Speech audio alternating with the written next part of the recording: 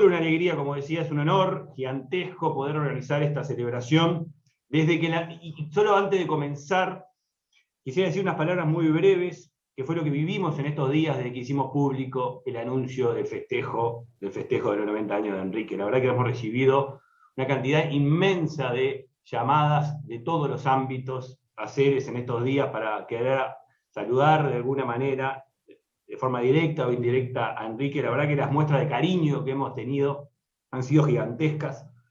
También quiero compartir con ustedes en este momento lo que fue para mí una gran satisfacción, lo que me causó contactar a los invitados especiales para dar unas palabras en este evento, Ricardo Servino, Ignacio de Posadas, Danilo Astori, en los tres casos el sentir indirectamente el cariño enorme que tienen los tres con Enrique y la voluntad inmediata de poder participar, para mí fue realmente una satisfacción muy grande. Pues esta celebración, en el fondo, es un homenaje a las mejores tradiciones de unidad nacional que tiene el Uruguay, las mejores tradiciones de nuestro país. Y Enrique las refleja, pero además Enrique refleja algo que es central. Hay una frase que Enrique repite y va a ser el espíritu de este festejo. Enrique siempre dice: todavía, gracias a Dios, tengo más proyectos que recuerdos. La forma de medir la juventud va por ahí. Y eso es, desde el momento que empezamos a organizar esto, lo que Enrique me quiso transmitir, es el espíritu de esto. Esto es un homenaje al futuro, es mirar para adelante con la experiencia acumulada en tantos años y con todo lo que hay para mirar para adelante con los enormes desafíos que tenemos.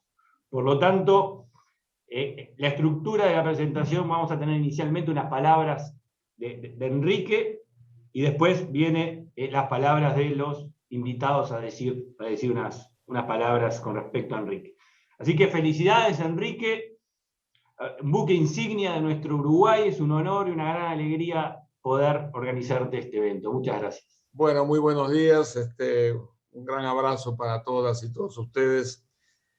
Muchas gracias, Ignacio, por esta iniciativa que ciertamente me llega muy cerca al corazón y sobre todo a la posibilidad de conversar sobre la experiencia que hemos venido cumpliendo después de tantos años con tres personas que son muy queridos amigos.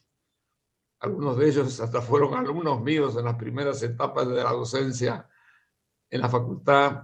Nos encontramos luego en la vida diaria del gobierno, de mis funciones internacionales. Y yo creo que esos más de 50 años de amistad son realmente un enorme activo que tengo en lo personal, como la presencia de todos ustedes. De manera que muchas gracias. Alguien decía, un amigo, que claro, cuando uno llega a estas edades es como llegar al 9º piso del edificio, porque después de este piso queda la azotea, de manera que de alguna forma es un momento que hace pensar y sobre todo hace valorar mucho lo que pasó, lo que se recibió y lo que recibí yo de este queridísimo país, que es mi país, y que me permitió muchísimas cosas que son siempre el fruto de la colaboración y el trabajo de tantas personas que me rodearon y me apoyaron. De manera que, pero yo creo que, como bien decía Ignacio, creo que este encuentro tan agradable debía servir un poco para que los cuatro que hemos estado viviendo con más de medio siglo en el país pudiéramos de alguna manera reflexionar brevemente, porque el tiempo no nos va a permitir, sobre algunas de las cosas que hemos ido construyendo a lo largo de los años. Yo voy a empezar con un comentario, Ignacio, de tres grandes cosas, de las muchas que uno podría significar, que fueron para mí grandes hechos que el Uruguay fue logrando a través del tiempo.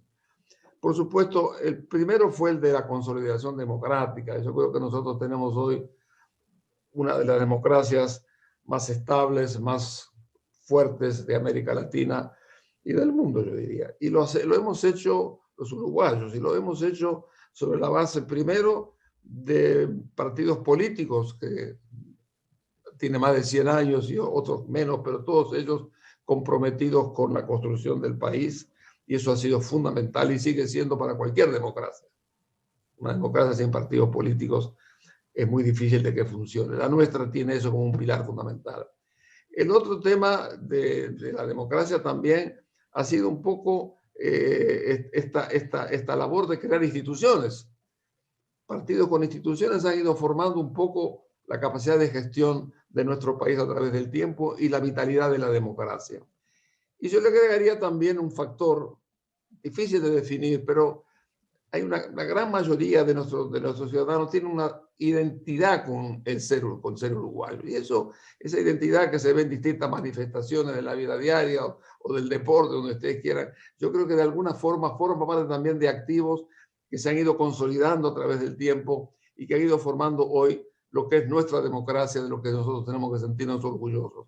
Pasamos por momentos difíciles, fueron superados por el diálogo y la negociación, pero hoy Uruguay se presenta como realmente un país que goza de una democracia con amplio apoyo popular, con partidos, con instituciones y con un futuro para construir y seguir construyendo.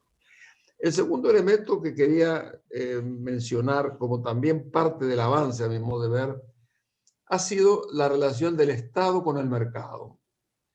Relación siempre debatida, desde la crisis del liberalismo hasta el surgimiento de las nuevas corrientes liberales, la crisis del Estado, especialmente en el Estado planificado, los problemas que hemos ido viendo a través del tiempo con la presencia cada vez más dinámica de un mercado creciente, influido por la tecnología, por la globalización, y un mercado que realmente se ha demostrado ser un poco el gran movilizador de las últimas décadas en el mundo. El ejemplo más brillante ha sido simplemente el caso de China. Pero yo creo que ese Estado, ese mercado triunfante, tiene que coexistir con un Estado presente. Yo creo que el Estado en ese sentido ha sido muy demostrado que de alguna forma forma una contraparte importante con la cual hay que consolidar un poco el crecimiento. Precisamos un mercado, precisamos un Estado. Yo creo que eso ha sido quizá reforzado en el país por un fenómeno que importa destacarlo, que los tres grandes partidos han sido gobierno y oposición, y por tanto han podido probar un poco la importancia del mercado y la necesidad de un Estado que venga a estar presente en los grandes desafíos de la economía y de la sociedad. En nuestro país el Estado ha sido un gran constructor de esa sociedad, el mercado es un gran movilizador que tiene que de alguna manera avanzar para poder profundizar en un crecimiento cada vez más dinámico. Yo creo que este segundo tema de la relación Estado-mercado y las ganancias que se han hecho ha sido importante en el país. Hemos pasado de las grandes diferencias a encontrar coincidencias que permiten ir avanzando en este tema. Y el tercer pilar es un poco el tema de las relaciones internacionales. Uruguay se ha abierto al mundo y se ha abierto a la región. En el plano internacional, Uruguay, este pequeño país, tiene una tradición muy respetable. Estuvo en San Francisco, creando las Naciones Unidas, estuvo en el GATT, peleó con sus grandes embajadores, personajes como la Carta Buró, quizá sea un símbolo en el país, que de alguna forma fueron generando una presencia en el manejo del comercio internacional realmente muy importante. Y yo creo que eso ciertamente es un activo que ha tenido el país, que se reflejó además con la Ronda Uruguay, que empezó aquí en el 86, lleva el nombre del país y significó la creación nada menos que la institución más ambiciosa que ha creado el mundo para generar un comercio libre y abierto. De manera que hay una tradición internacional importante que el país lo tiene también como activo propio. Y el otro activo que tenemos es la cooperación regional, el subregional o la cooperación en nuestro ambiente, en nuestro Mercosur y en América Latina. En el año 60 fue la primera tentativa de integración, nace aquí, en Uruguay, nació aquí, en Montevideo, con la creación de la ALAD, después vino la creación de ALADI, después Uruguay participó activamente en la constitución del Mercosur. Es decir, hay una tradición de compromiso del país con esta integración regional y creo que es otro de los activos que complementa nuestra vocación por la relación internacional. ¿Cómo yo veo esos tres pilares? El tema de la democracia, el tema de la relación Estado-mercado y el tema de un mundo internacionalizándose hacia el futuro con los desafíos que van a enfrentar cada uno de los tres frentes. Bueno, con respecto al primero, al tema del Estado, al tema de la democracia como forma de vida. Yo creo que es muy importante entender lo que está pasando en el mundo, especialmente en América Latina. Economías estancadas, con problemas serios de funcionamiento, terminan generando el desencanto de las clases medias. Y eso está generando desafíos muy importantes en varios países de la región. Yo creo que para eso el sostener el crecimiento, sostener las políticas de igualdad, tratar del acceso al progreso, son fundamentales para que las democracias se constituyan a partir de las clases medias en factores dinámicos y permanentes en la sociedad.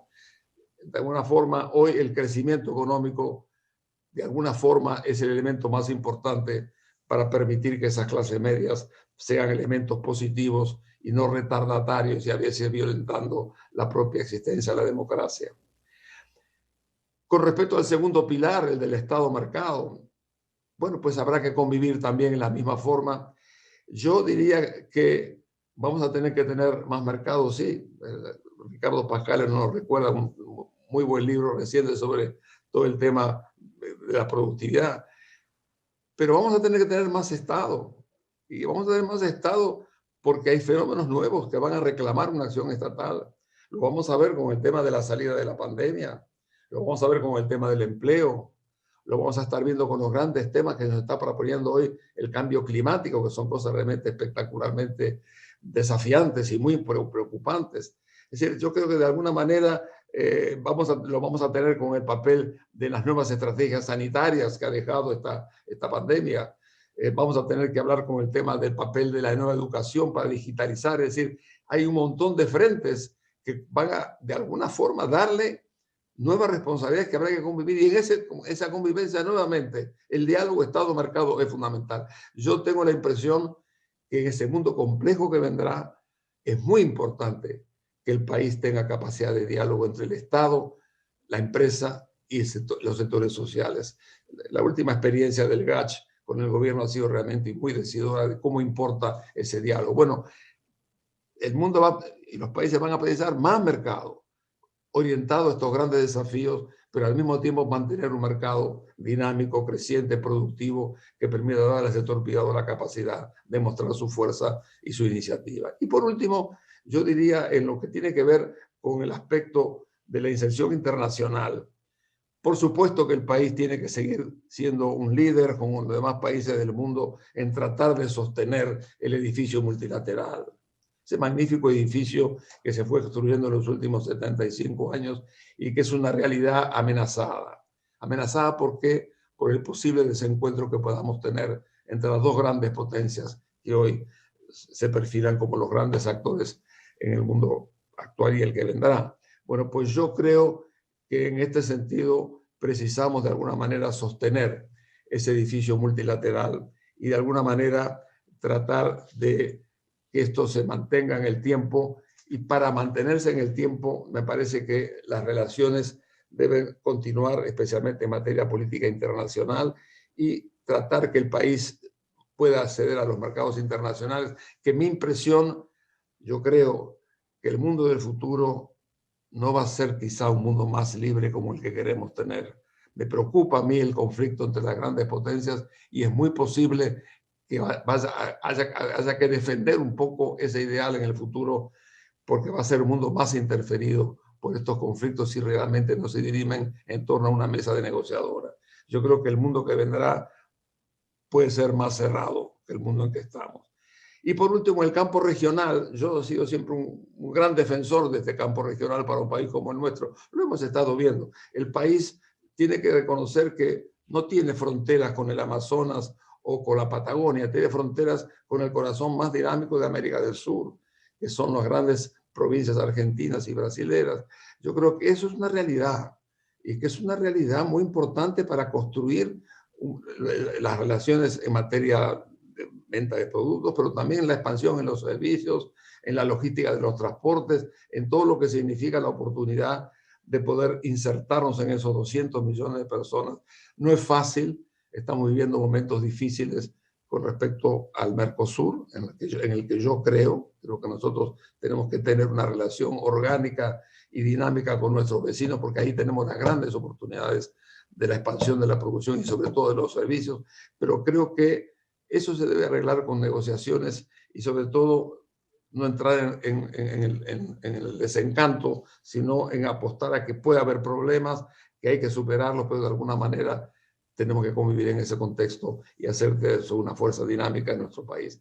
Esas tres reflexiones, Ignacio, quería ponerlas para estimular a nuestros colegas y amigos para que puedan construir y elaborar sobre estos puntos y otros que te quedan poner arriba de la mesa. En todo caso, muchas gracias por darme oportunidad de hacer estas reflexiones.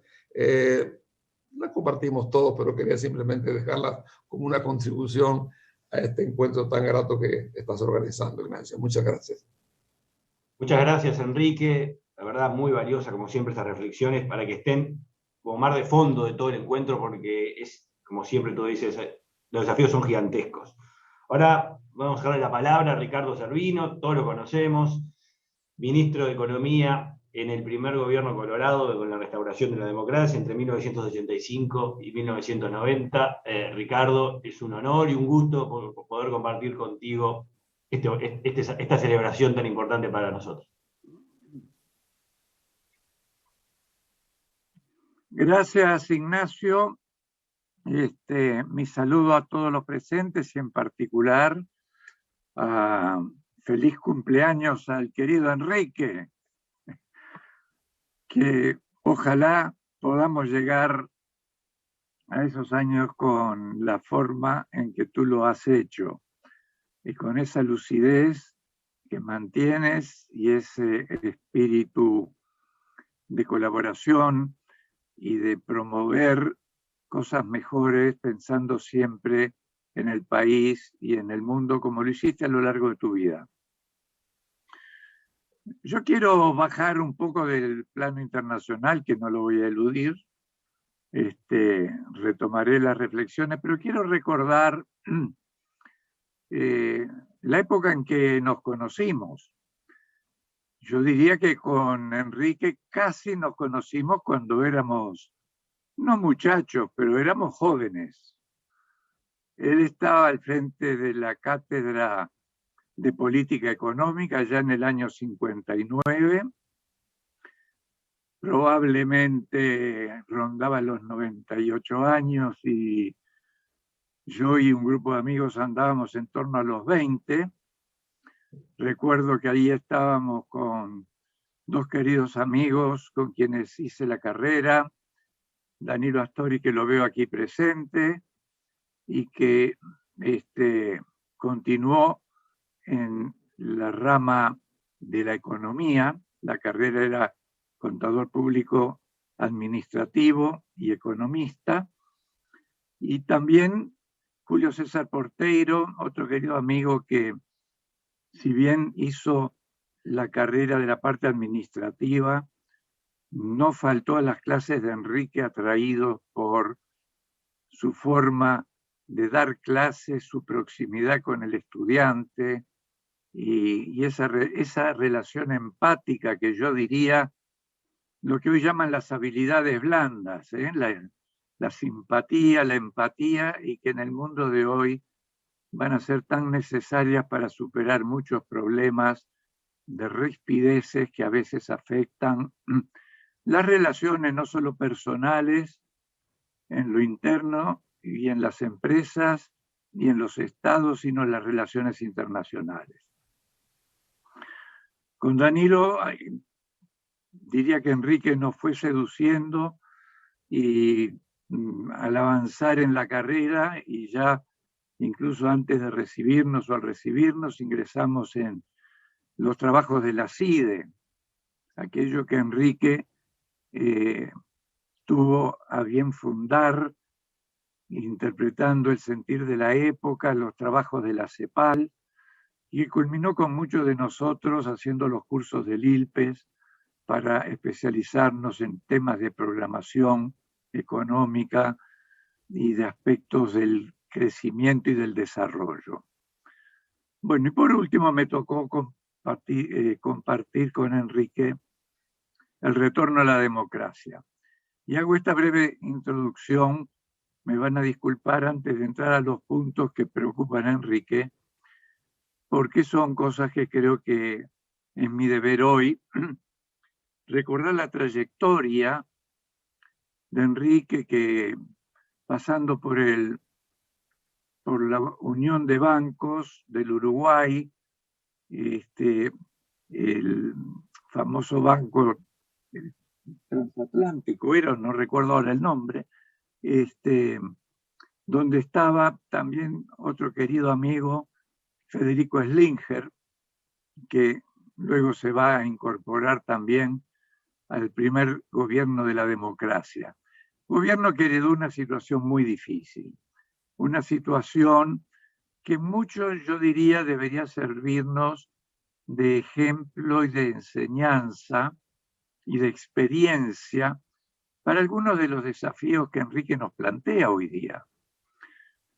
Entramos al gobierno democrático prácticamente con un banco central caja cero, lo cual jerarquizó el papel del Banco de la República, al cual el presidente Julio María Sanguinetti nombró a Federico Slinger, que había sido también un gran catedrático y profesor nuestro en Administración de Hacienda 2, en facultad, y también que era una persona de gran empatía, de gran facilidad de diálogo y de mucho espíritu de cooperación y de trabajo en conjunto.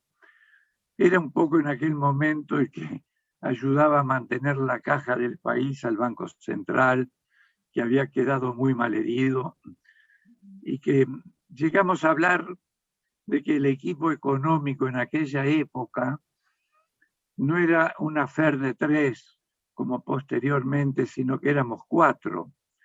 Estaba el Ministerio de Economía, estaba la Oficina de Planeamiento y Presupuesto, estaba el Banco Central y estaba el Banco de la República. Para mencionar a quienes también, estando, espero que algunos de ellos presentes, sé que Ricardo lo está, el Banco Central cumplía un rol fundamental en aquel momento, no menos decir de la Oficina de Planeamiento y Presupuesto, con la fantástica capacidad del querido Ariel Dabrieux para manejar las finanzas, el control de las empresas públicas y llevar todo casi que en la cabeza. Yo creo que no usaba ni carpetas. Pero eso creó un grupo muy,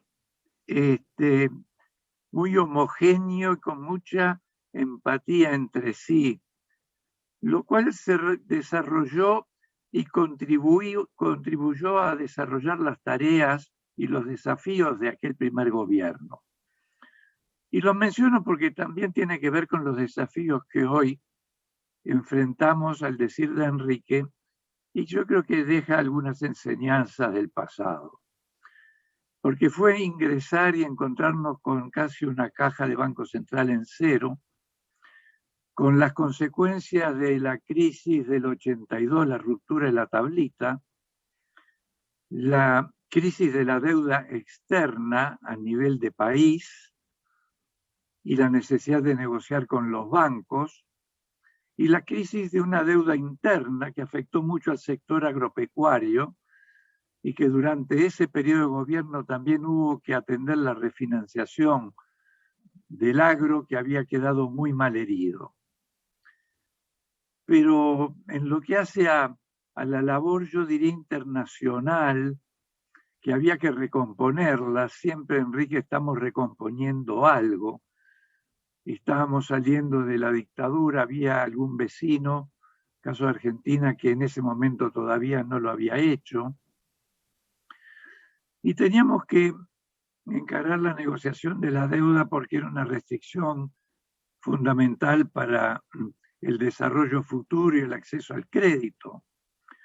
Y eso suponía que con una habitualidad de una vez por mes prácticamente, algunas veces dos veces por lo menos en lo personal, en lo que hacía los contactos con el Fondo Monetario, y eso también abarcaba a Ricardo Pascale y a Ariel Dabrieux, a las relaciones con el Banco Mundial, a los contactos con el BID como financiador para empezar a aportar obras públicas y crear empleo en aquellos momentos, y todo eso a recomponerlo en lo que significaba el restablecimiento de la institucionalidad y de la democracia.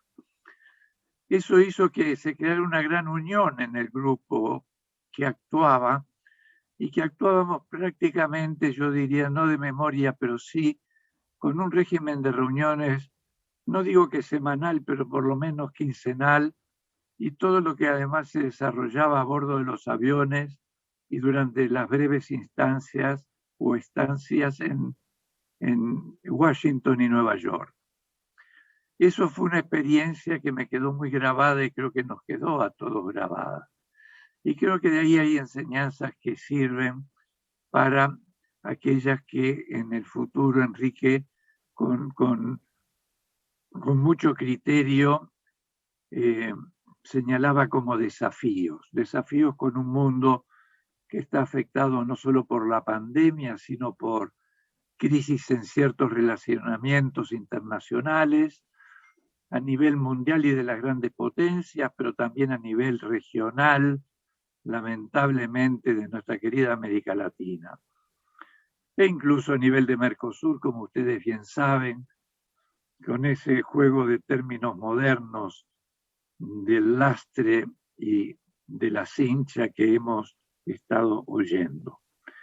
Digo todo esto porque el otro desafío que se enfrentaba en ese momento tiene que ver con lo que Enrique también señalaba para el presente, el restablecimiento de las relaciones del Estado con los sectores productivos en el área de las relaciones laborales, en el área de las relaciones con el mercado y con las empresas.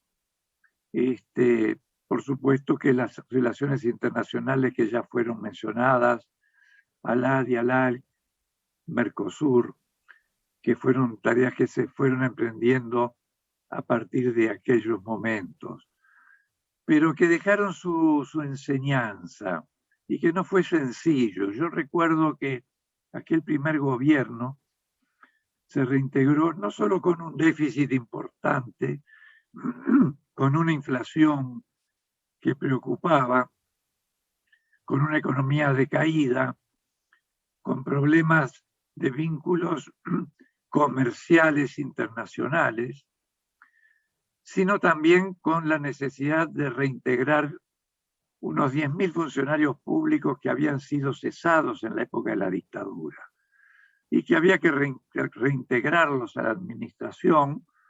Algunos de ellos lo hicieron temporalmente mientras buscaban otras opciones y otros lo hicieron en forma definitiva, pero que significó también incorporar un elemento más a los compromisos financieros que asumía el Estado en momentos en que las finanzas no brillaban por su prosperidad.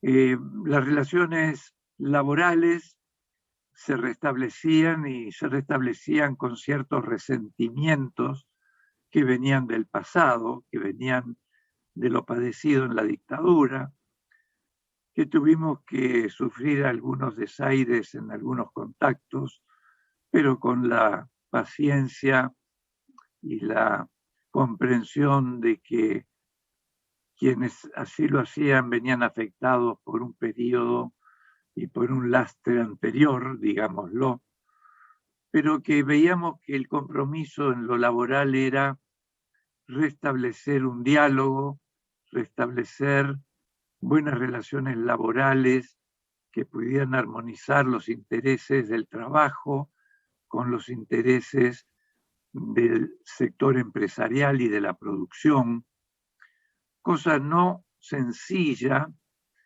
particularmente cuando predomina la desconfianza que muchas veces nace de que se oculta información porque se considera reservado o porque se piensa que va a ser utilizada en forma perversa en defensa de intereses en contra de quienes tienen esa información. Y ese es el desafío del llamado establecer relaciones de ganar-ganar, relaciones laborales entre sindicatos y empresas que dependen mucho de un factor clave, que es clave en muchos aspectos de la vida, que es la confianza.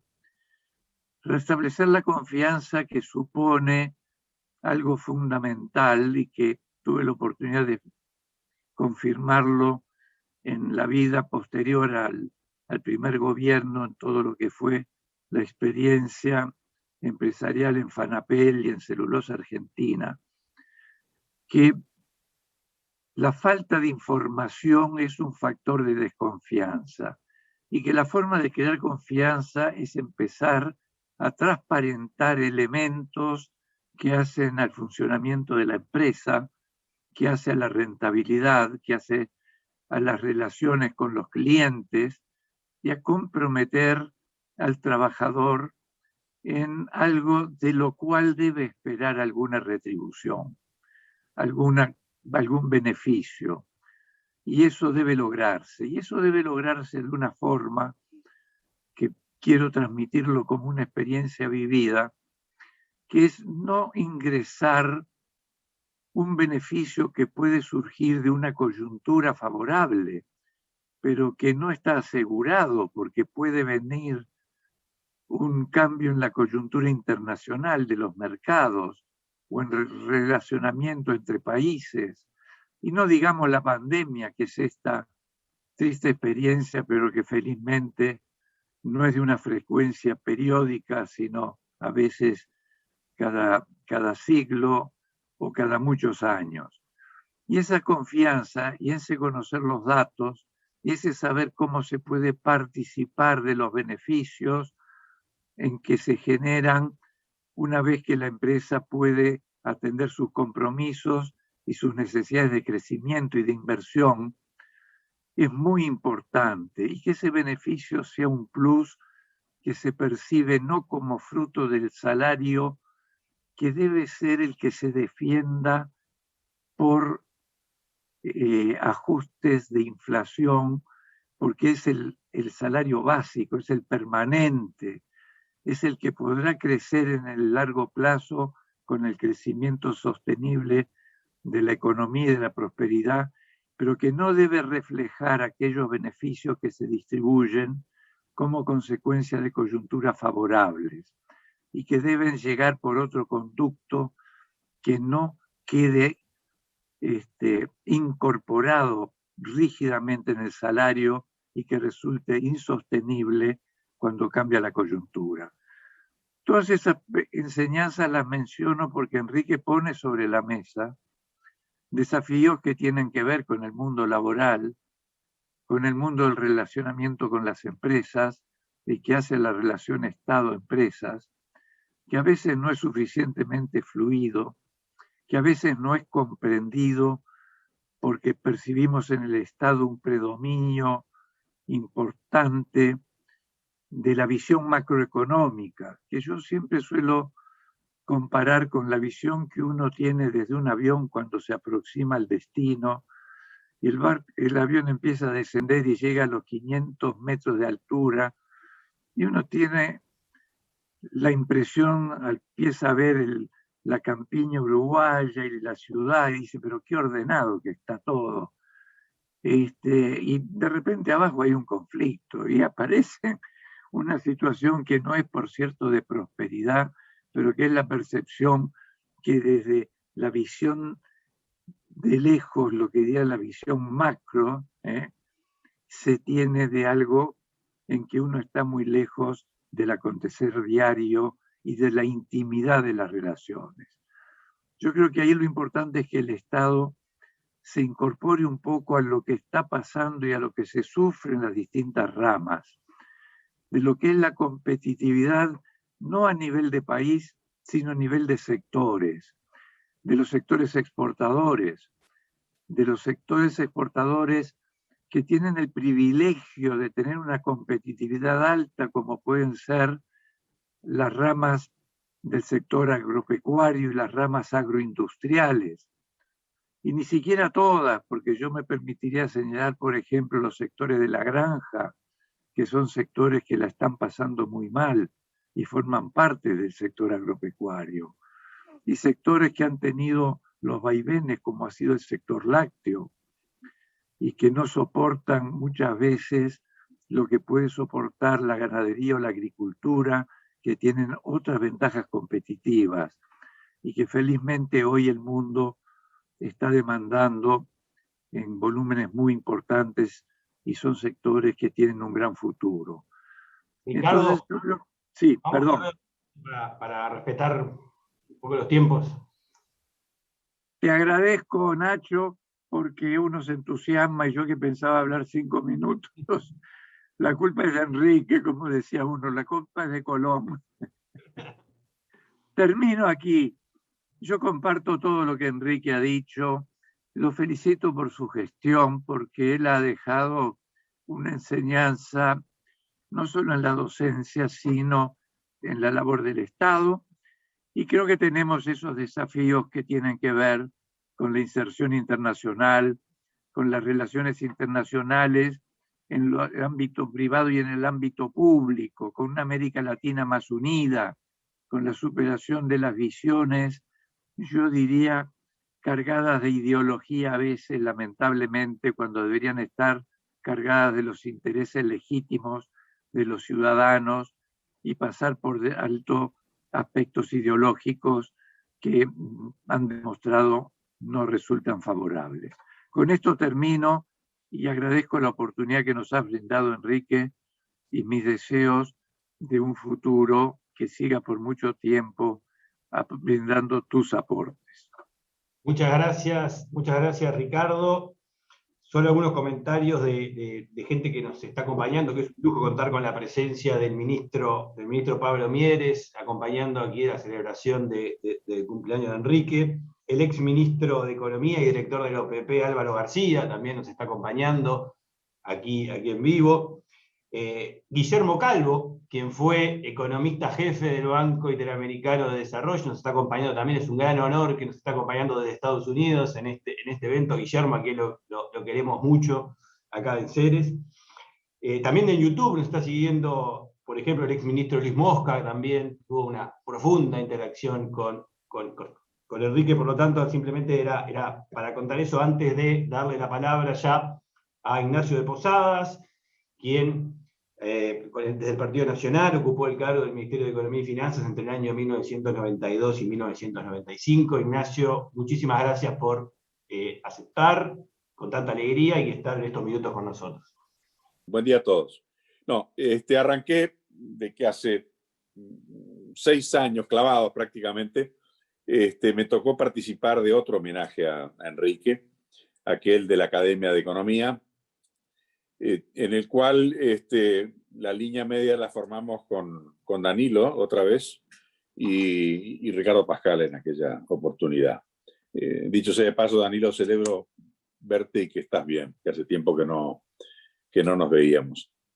Bueno, aquel fue un homenaje, digamos, ortodoxo, donde los homenajeantes hablamos del homenajeado, de quien además hay muchas cosas y muy buenas para decir. Pero esta vuelta Enrique nos amenazó y dijo que no quería que hablaran de él. Quería que lo acompañáramos en una especie de tour d'horizon, como dicen los franceses, cosa en la cual además Enrique es experto. Así que bueno, sometiéndome a las órdenes es lo que voy a tratar de hacer.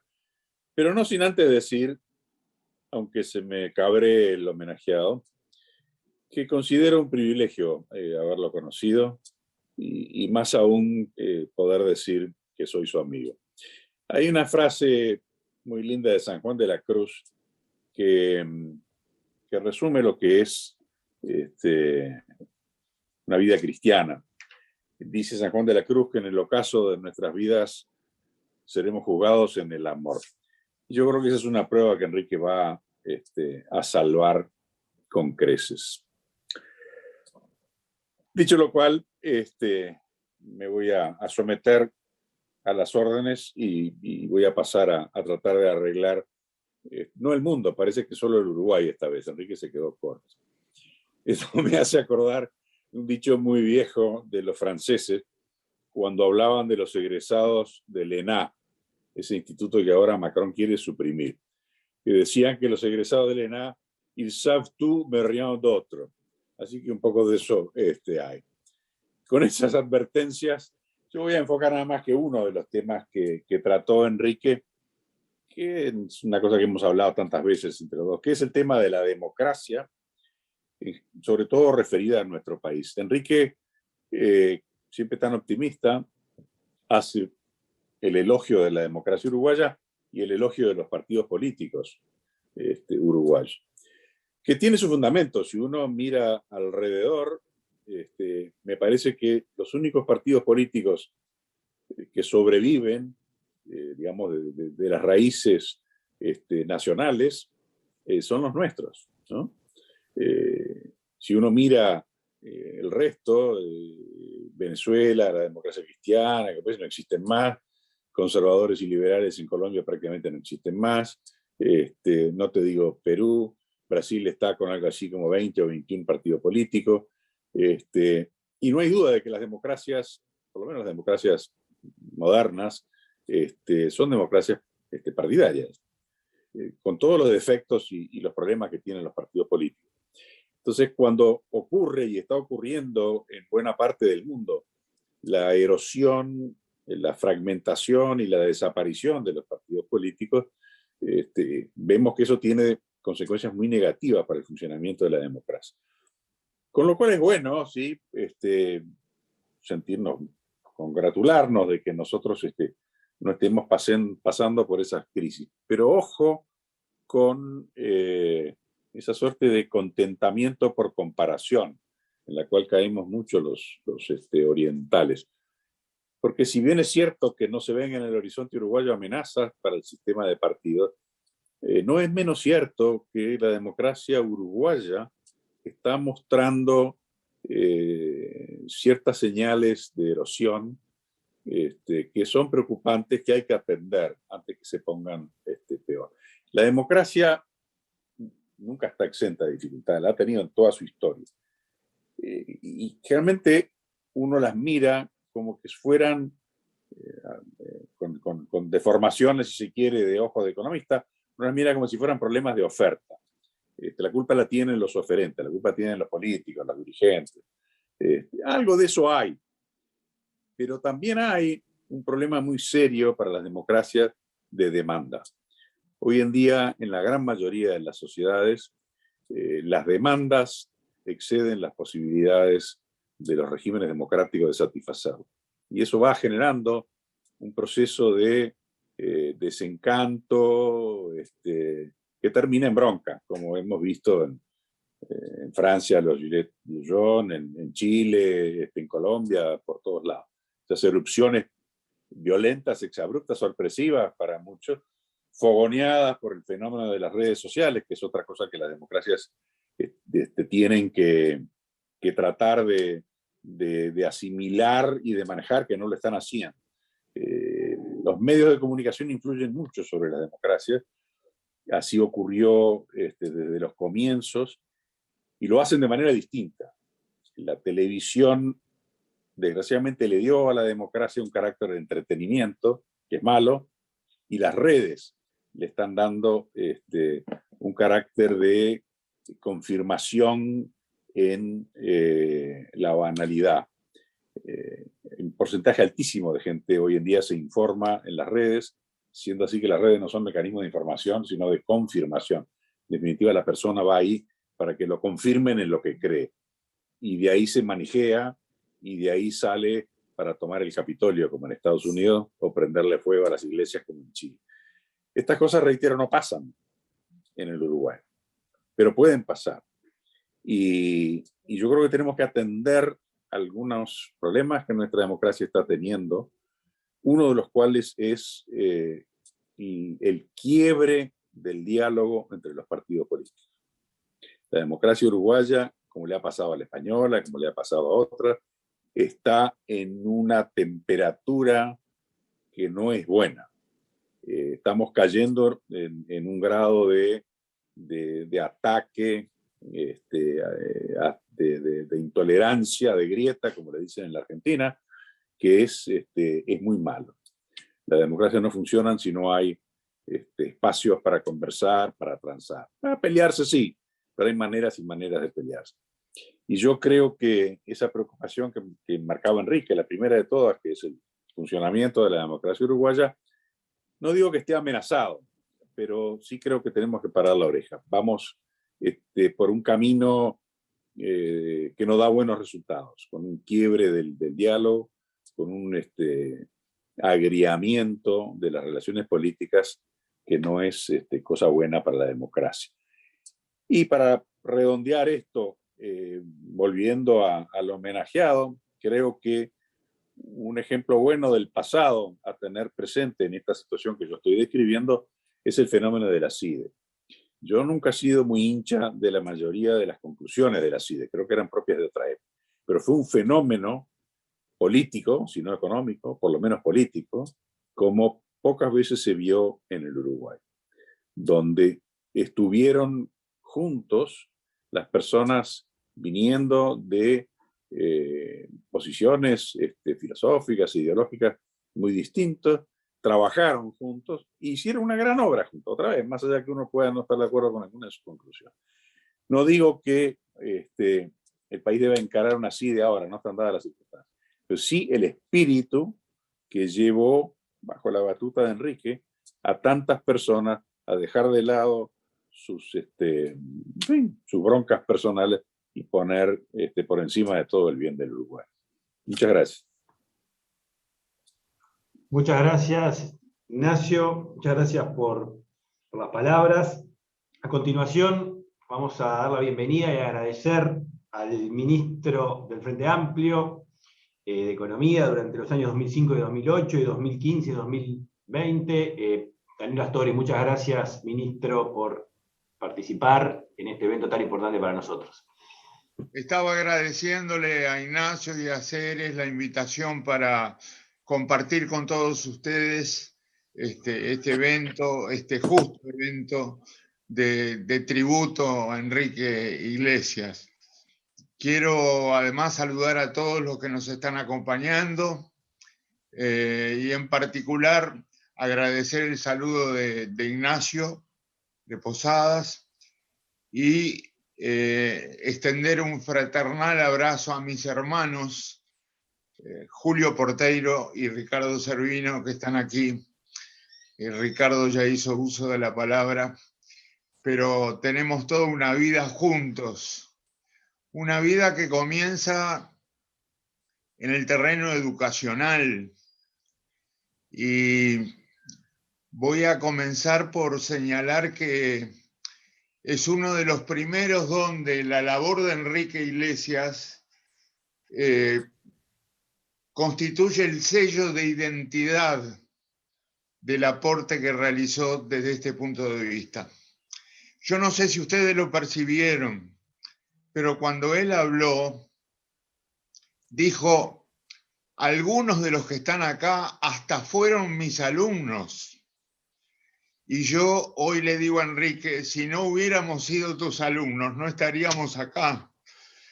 Y no estaríamos acá porque el papel que representó, ya no en nuestra educación, la de Ricardo y en mi caso, como es lo que estoy planteando ahora, sino porque integró un selecto grupo de profesionales que instauró prácticamente la enseñanza de la economía a nivel superior en el país. La Facultad de Ciencias Económicas se fundó, pero no enseñaba economía. Pasaron unos cuantos años antes de que empezara a estudiar economía un joven uruguayo en la Facultad de Ciencias Económicas de la Universidad de la República. Y eso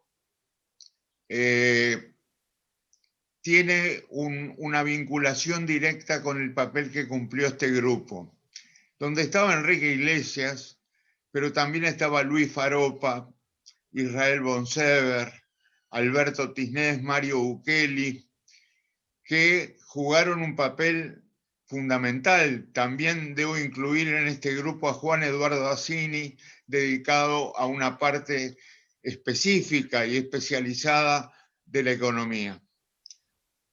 Hay registros de charlas de Enrique con estudiantes de aquella época, a los que les daba recomendaciones. Primero, hay que saber lo que se quiere hacer. No muchos saben lo que se quiere hacer. Segundo, estudiar es para toda la vida, nunca se termina.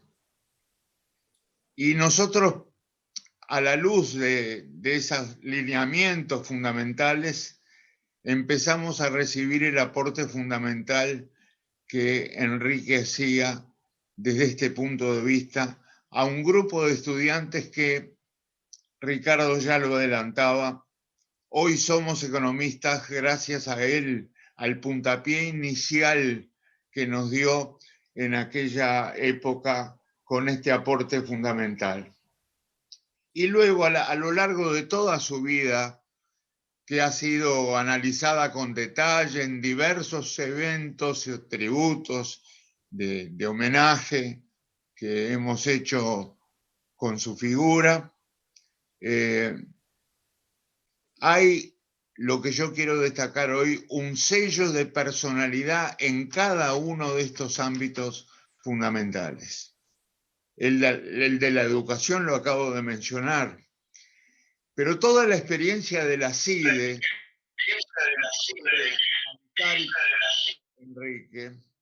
Ignacio, toda la experiencia de la CIDE es una experiencia que deja una señal y una conclusión muy fuerte.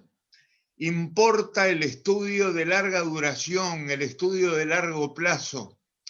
Enrique es un ejemplo típico de preferencia por el largo plazo, por lo estructural, por la larga duración y no por el llamado cortoplacismo. Nunca estuvo enfermo de cortoplacismo. Siempre miró hacia adelante con una perspectiva importante. Y eso es lo que deja, entre otras cosas, la experiencia de la CIDE, que también fue abundantemente analizada en otros eventos donde la figura central era Enrique. A mí me interesa hoy decir que es un sello de personalidad. Como es un sello de personalidad fundamental su actuación en la CEPAL. Déjenme decirles que esta actuación fue analizada desde muchos puntos de vista que yo no voy a repetir. Pero aquí quiero decir algo que se dijo muy pocas veces.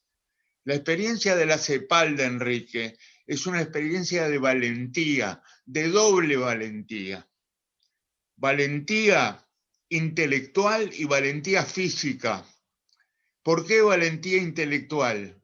Porque Enrique llega a la CEPAL heredando un capital intelectual muy importante, con el cual pueden caber varias interpretaciones, pero hay que destacar su importancia fundamental. Estoy hablando de Raúl Prebisch, estoy hablando de quienes lo acompañaban como Aníbal Pinto, como Celso Furtado, que habían llenado toda una época que había que continuar y había que ser muy valientes para asumir que la vara estaba tan alta y al mismo tiempo dar cuenta de los nuevos aspectos de la realidad. Y valentía física, porque Enrique asumió la dirección de la CEPAL en momentos muy difíciles de América Latina y de Chile, con terrorismo de Estado, y todos sabemos que Enrique ayudó a mucha gente a salvar su vida, ya no su vida intelectual, su vida. Y entonces por eso lo asocio a una imagen de valentía. Y en cuanto a su experiencia al frente del Banco Interamericano de Desarrollo, yo quiero señalar que muestra otra faceta fundamental, su noción de cooperación internacional, y su noción de cooperación internacional extendiendo y profundizando su cobertura, modificando a través de estos movimientos el nivel y la composición del capital de esa institución, que cambió totalmente durante los 18 años que Enrique estuvo al frente de la misma.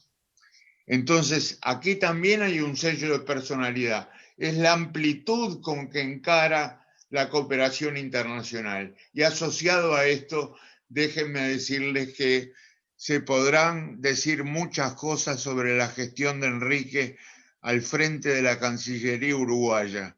Yo solo quiero usar una palabra: generosidad.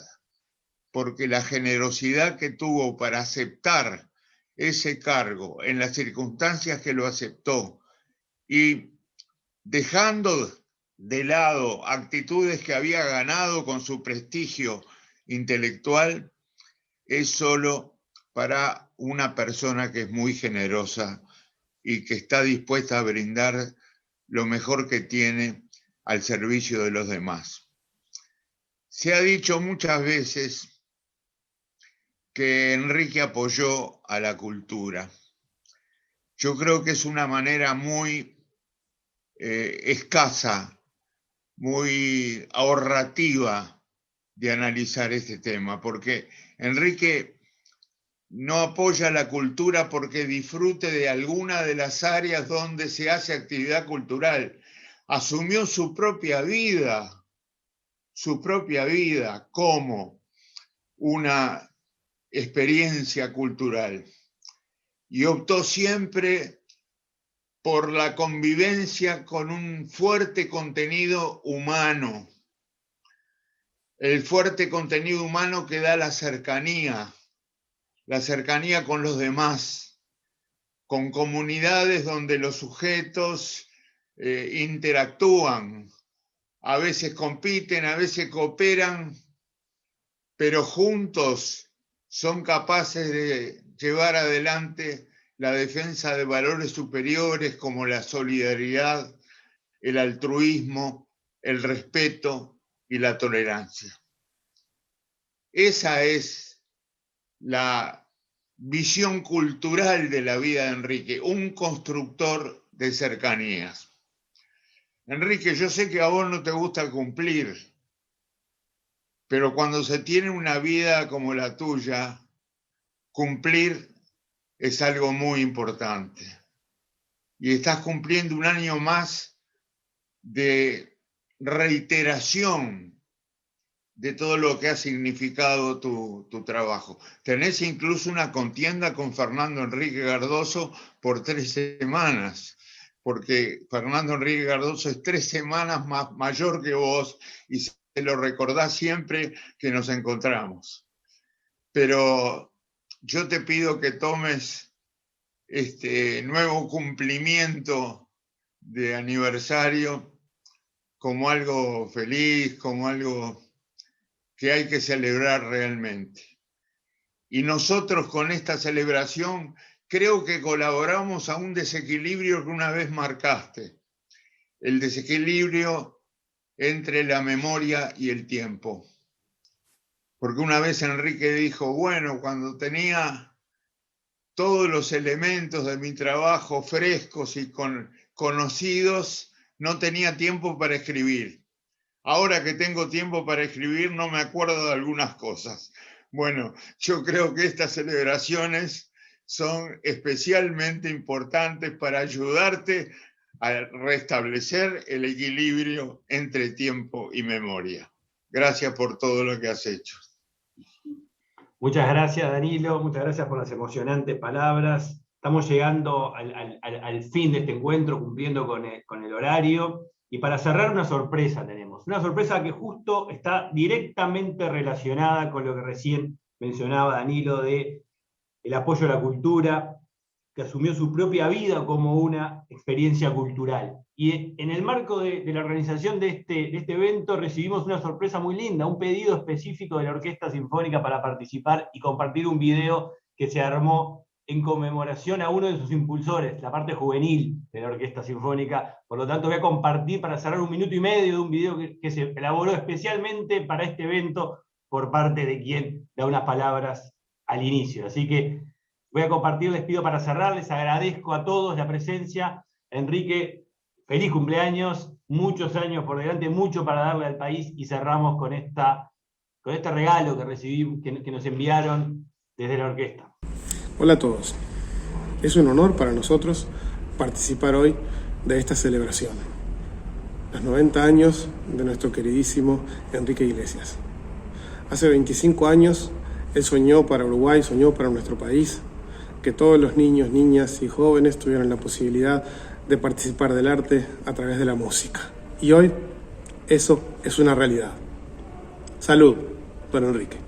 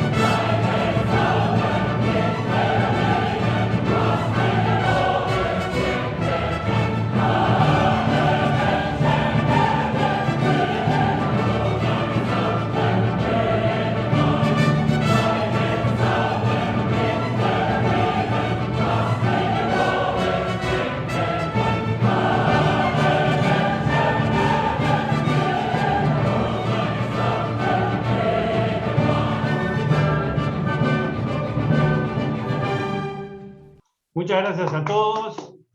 Un aplauso para todos los participantes, un aplauso para Enrique. Muchas gracias por estos momentos tan especiales. Y Enrique pidió no hablar especialmente, porque ahora, si quieren hacer una palabra de cierre, Enrique, adelante. Bueno, Ignacio, muchas gracias. 1000 veces muchas gracias a ti, a los 3 amigos que han hablado, a este magnífico coro que conozco desde que nació, y por supuesto a todos los que nos acompañan. Vamos a seguir adelante. Muchas gracias por todo.